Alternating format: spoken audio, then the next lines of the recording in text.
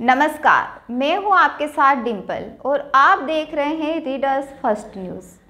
शहीद नंद कुमार पटेल विश्वविद्यालय में इस बार लॉ के यूजी और पीजी के परीक्षा फल बेहद चौंकाने वाले हैं।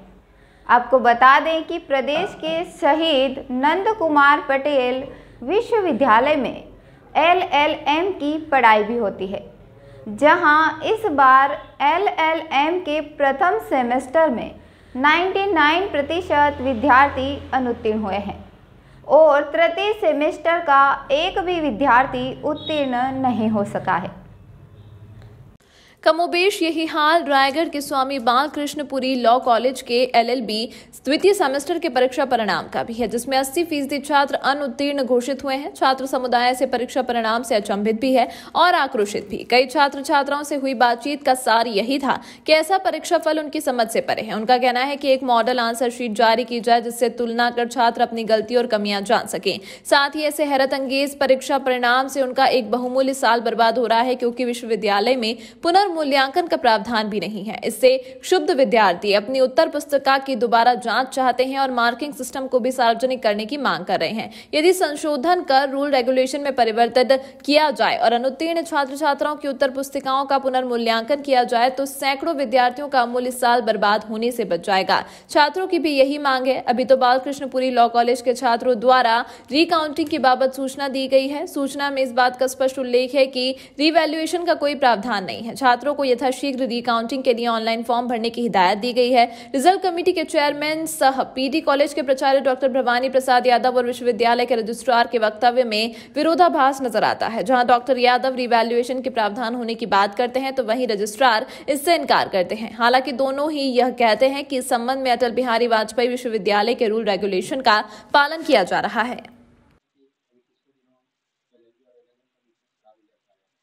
इसके पीछे एक ही कारण है, ये जो लगातार 4 एग्जाम जो घर बैठ के वो दिए, किताब देख के लिखे कोरोना पीरियड में, तो उनसे जो मेहनती बच्चे हैं वो तो पास हो गए।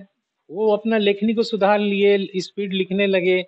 लेकिन कुछ बच्चे हैं जो मतलब आपका क्या कहते हैं, आपको एक बार सुविधाजनक मिल गया तो सोच रहे हैं कम पढ़ के भी हम पास हो जाएंगे, तो वो बहुत कम लिखे हैं। नहीं, उतना तो खराब नहीं हुआ। हमारे महाविद्यालय के जो LLB का यूनिवर्सिटी का तो जी।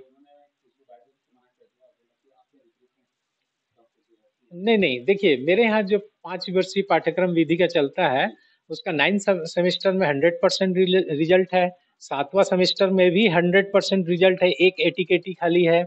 और जो पहला तीसरा था, उसमें भी हमारा 50% रिजल्ट पास है और 20% एटीकेटी है। मतलब 70% बच्चे हमारे आगे बढ़ गए हैं अगले क्लास में, 30% फेल हुए हैं।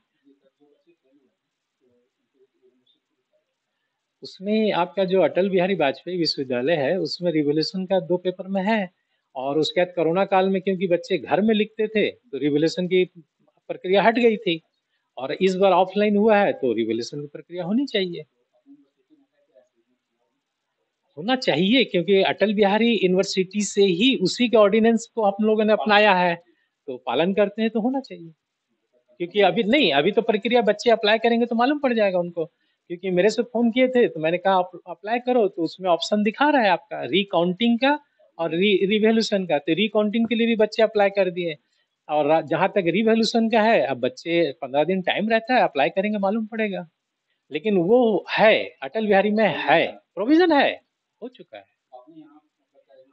हाँ, अब नया यूनिवर्सिटी है और कोरोना काल में खुला है, उस वक्त रिवॉल्यूशन बंद था, तो वो उसको वही बता पाएंगे।